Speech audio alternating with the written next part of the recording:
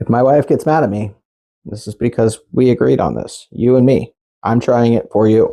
This dessert's been in my family since before I was born.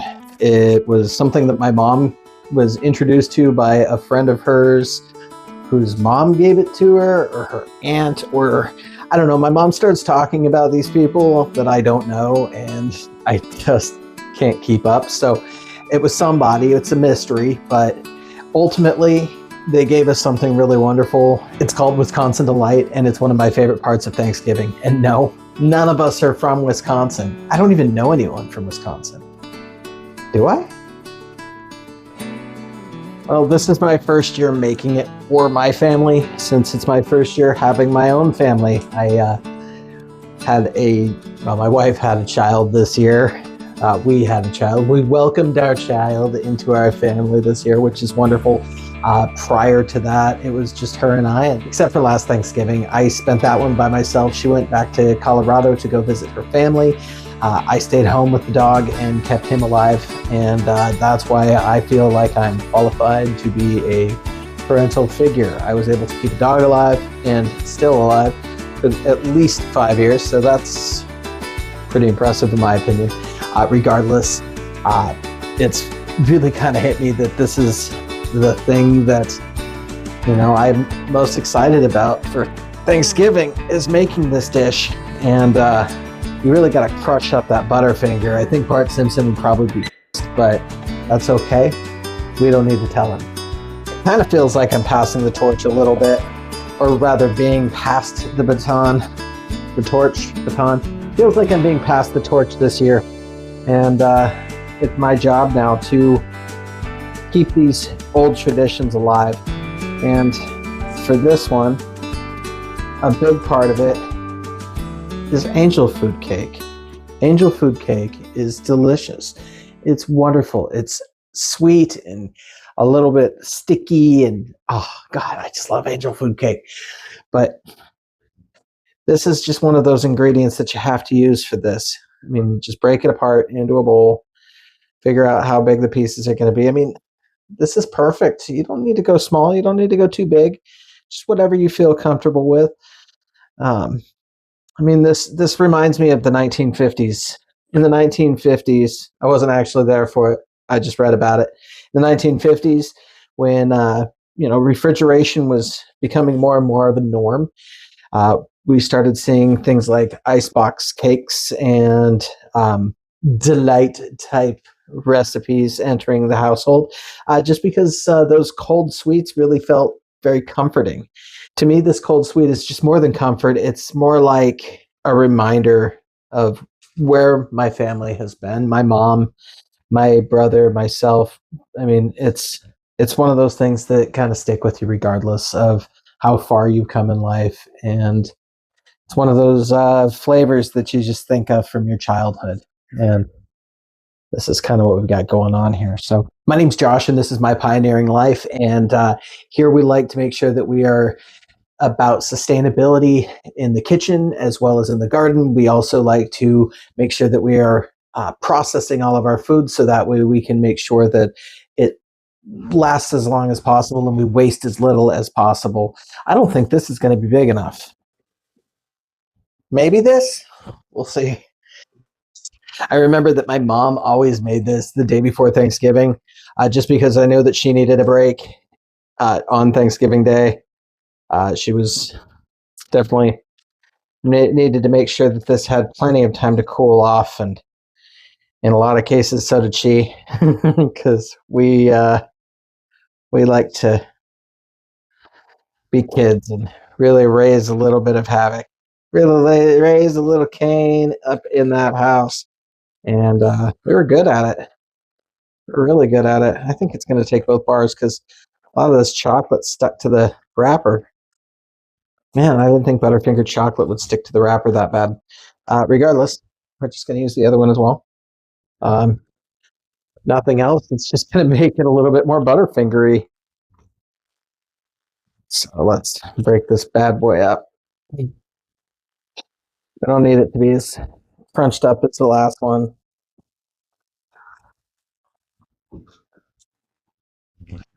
Magic tool.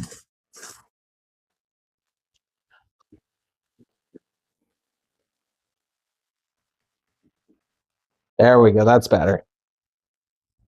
I definitely think when you have kids that these recipes become more of a heritage, more of a tradition than just a food item, which is wonderful. So we've got this broken up and torn apart. Now we're going to start the next part, which is a little bit more involved, but not much. We take the whipping cream, add it all in, about a teaspoon.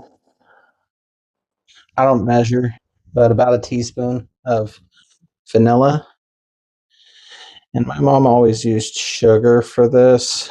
I don't want to add more refined sugar to it than I absolutely have to. So we're going to use honey instead. And that's about enough. Pioneer ancestors didn't have shaker balls, but then again, neither did my mom. And I'm still going to use it because this is super effective at making whipping cream into whipped cream. Whew. These guns are out of shape. If I was still bartending, man, I would be ashamed to be shaking drinks that poorly. Yeah, an electric mixer would probably work better if you've got one, but I'm trying not to wake the baby right now, so this is the solution, if I'm being completely honest.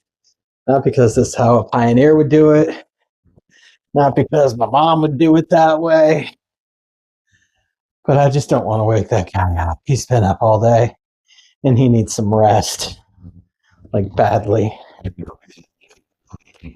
And the fact that he's asleep right now is a miracle. Let's take a look, see how it's looking. I think you can see that very clearly, but it's still very liquidy. Needs longer. I should have put less into the jar. In fact, I still can. I don't need to use this full amount anymore.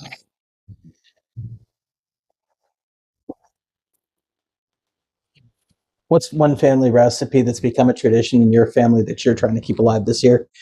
Comment below. Make sure you like and subscribe. If you enjoyed this, you like looking at my face, you think I'm handsome, you want to share it with somebody else, that kind of thing, make sure that you do that because they deserve to see this handsome face too.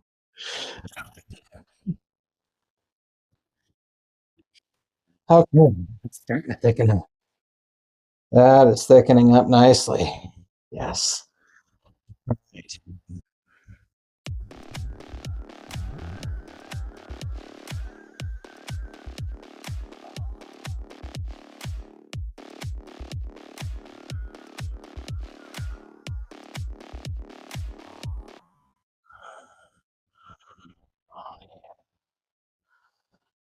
Right. I love that the ball fell in. But you know what? That's real life. That is real life right there. Mm. That whipping cream tastes delicious. It's going to be even better once it's had some time to mingle with all these other flavors in here. Now we're going to cover this up with some foil.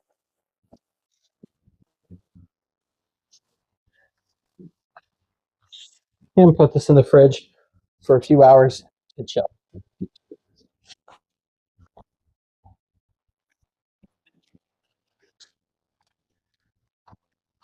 This can go in there too. Better than Cool Whip, that's for sure.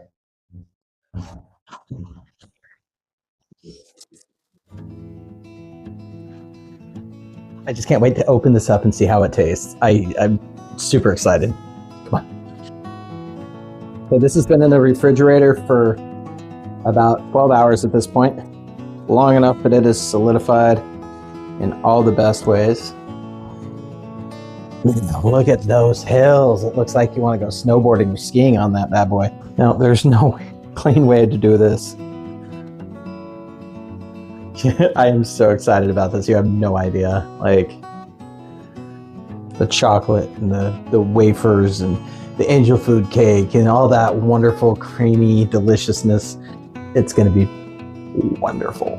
Like seriously good. Should I try a bite today for you?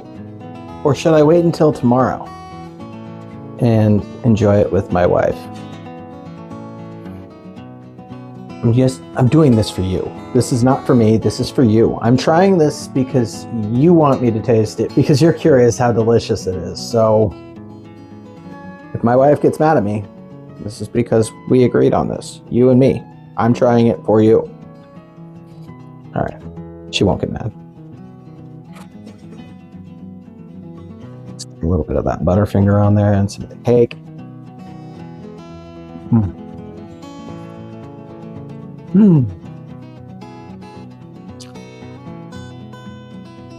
That is delicious. This is one of the most delicious memories of my childhood.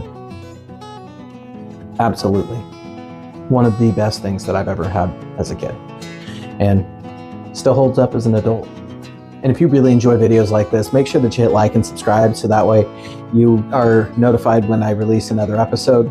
And if you're curious about some older types of food preservation besides pure sugar, make sure that you click right here and check out the next video that the algorithm picked out just for you. Happy Thanksgiving.